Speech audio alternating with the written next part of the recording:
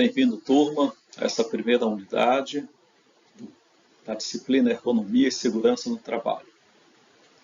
Então, nós vamos falar agora nessa unidade sobre legislação e normas aplicadas à segurança do trabalho, o que é um acidente de trabalho, a comunicação do acidente de trabalho e equipamentos de proteção individual e coletiva.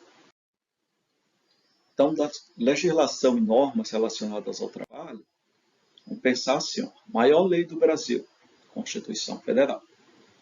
Então, a Constituição Federal já tem os princípios que assegura que o trabalhador tem que exercer a sua profissão, o seu trabalho, em condições seguras, que não coloquem em risco a vida e a saúde dele. Aí, abaixo da Constituição, tem as leis específicas.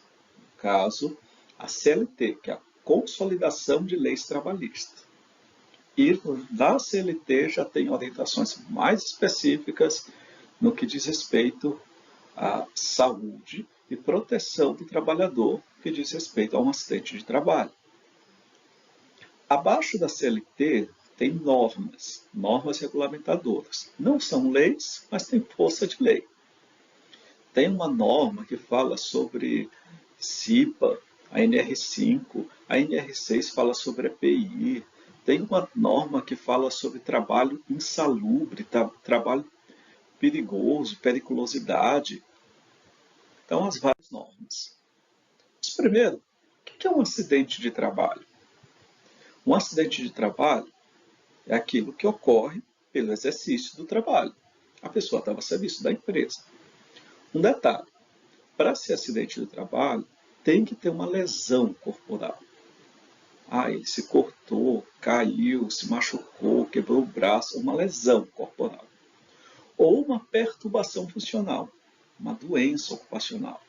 Ele ficou surdo por conta do ruído, ou ele teve problemas, uma pneumonia, uma pneumoconiose, por conta de poeira, ar contaminado. Então tem que ter uma lesão corporal ou uma perturbação funcional. Tem 3 tipos de acidente de trabalho. O primeiro, lá no local de trabalho, no horário de trabalho, a pessoa sofreu um acidente. É um acidente típico. Por exemplo, essa cozinheira aqui, estava lá no local de trabalho, escorregou, caiu e caiu na fritura. Teve uma lesão corporal. Esse outro trabalhador estava aqui com um balancinho e o cabo do balancinho rompeu, mas ainda bem que ele ficou preso na linha de vida. Mas aí ele teve que ser socorrido, talvez, pelo bombeiro. Um acidente que estava no local e no horário de trabalho dele. O outro tipo de acidente de trabalho são as doenças ocupacionais. Por exemplo, a pessoa ficou exposto muito tempo a um ruído. E ruído acima de determinado limite, 85 decibéis, já pode fazer mal para a saúde do trabalhador, ser insalubre. Mas a pessoa pode adquirir até perda auditiva, PAI, uma doença ocupacional, perda auditiva induzida pelo ruído.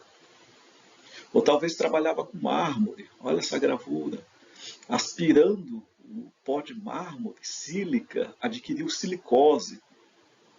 Ou lá no posto de gasolina, o frentista. A gasolina é bem volátil.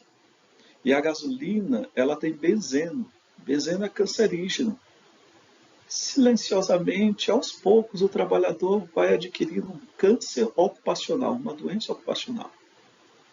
E é um acidente de trabalho. Por isso que tem que usar as medidas de proteção, tanto coletiva como individual.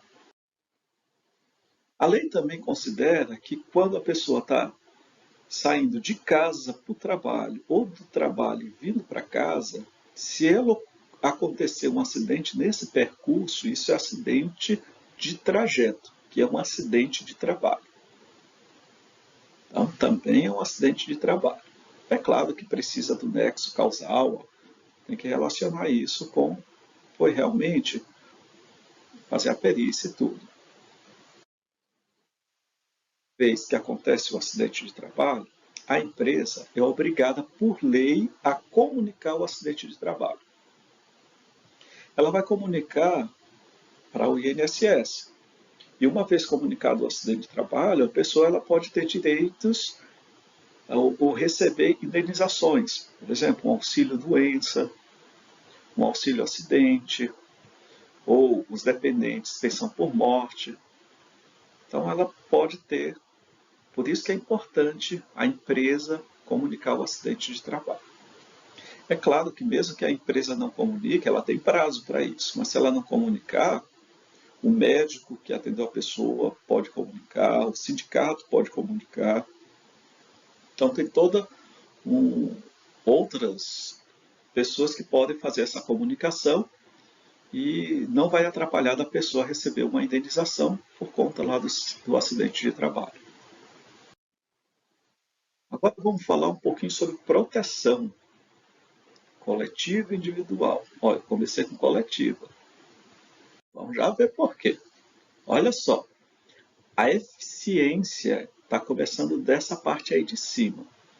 Se eu tenho um processo que está fazendo mal para o trabalhador, vou talvez eliminar o processo, uma máquina, uma ferramenta, um equipamento. A melhor coisa é isso. Mas eu não consigo eliminar. Então eu vou tentar substituir, minimizar o risco ao substituir. Tinha esse produto químico muito agressivo para o trabalhador, substituir por um outro menos agressivo. Já é uma ideia boa. Não consegui substituir. Então vou fazer proteções coletivas. Pensar numa máquina. É uma guilhotina de cortar metal. Para evitar que o trabalhador perca o membro, a mão, o dedo, eu vou colocar uma grade de proteção. Vou colocar um acionamento bimanual, 2 botões acionando ao mesmo tempo a máquina, e o trabalhador não esquece a mão. Ou posso também fazer lá embaixo uma medida administrativa, já são as menos eficientes. EPI é em último caso. Protetor auricular, capacete, bota, mangote de proteção, em último caso. Mas, se eu não conseguir todos aqueles, eliminar, substituir, EPC, medidas administrativas, aí eu vou para o EPI, equipamento de proteção individual. Olha o exemplo de proteção coletiva. Essa máquina tem uma grade de proteção e ela só funciona se apertar 2 botões ao mesmo tempo. Isso é chamado de acionamento bimanual. Nesse outro caso aqui da solda, para não ficar aspirando a solda, esse fumo metálico que tem muitos metais pesados, colocou-se um exaustor para sugar o ar e jogar para um outro ambiente. Evita a contaminação do trabalhador, que ele inale e aquilo vai para o pulmão. Por exemplo, os extintores de incêndio, escada plataforma, são proteções coletivas. A sinalização de segurança, não passe aqui porque o piso está molhado, ou uma faixa zebrada, não pode passar porque está em obra. Então são equipamentos de proteção coletiva. E em último caso, a gente vai lá para o EPI, equipamento de proteção individual. Então, capacete, protetor auricular, luva, óculos. Esse trabalhador aqui, ele está usando, trabalhando com elétrica, uma luva, um capacete. E é assim, turma. Existe as estatísticas. Deixar de usar, por exemplo, um protetor auricular vai causar perda auditiva induzida pelo ruído. Deixar de usar uma máscara pode causar envenenamento, se ele trabalha com agrotóxico, ou pode causar uma pneumoconiose, uma pneumonia ocupacional. Às vezes a pessoa não quer usar porque ela diz assim, não, isso atrapalha, é quente, é desconfortável. Mas pensa um pouquinho. Será que é melhor perder a audição do que usar um protetor auricular? A máscara, do que ficar depois com problema no pulmão, sem ar? Então, a gente tem que pensar na nossa segurança e na dos nossos colegas de trabalho. Aí, no caso, é uma indústria de alimentos. Ele tem você observa aí a luva de malha de aço, só em um lado da mão. Uma mão fica a faca, uma outra luva de malha de aço. Trabalho em altura, cinto paraquedista.